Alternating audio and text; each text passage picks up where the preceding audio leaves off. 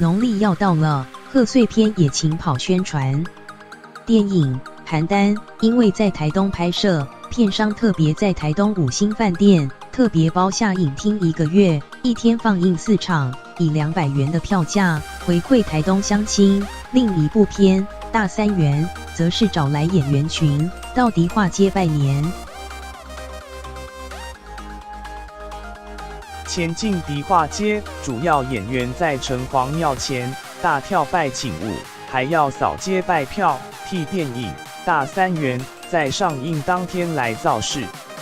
年货大街人潮满满，演员们要发红包，民众抢拍明星，加上媒体采访，所有人全挤在一团，想前进难啊，根本动弹不得。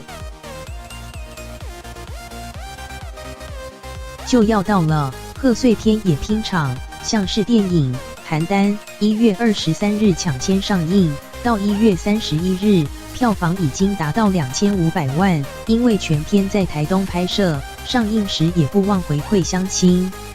民众一景一物都是跟中非常贴近，就是从小都在这边长大。海滨公园如果会经过玄武堂，就会跟人家讲这是电影拍摄的地方。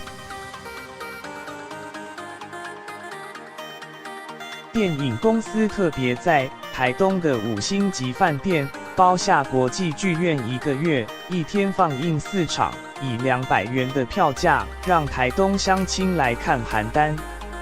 民众因为饭店感觉就是很高级，所以一定要来饭店看比较厉害。以前有在5星级饭店看过电影，都没有，第一次。民众，我觉得蛮棒的，有包场的感觉。你觉得票价200元怎么样？我觉得很值得。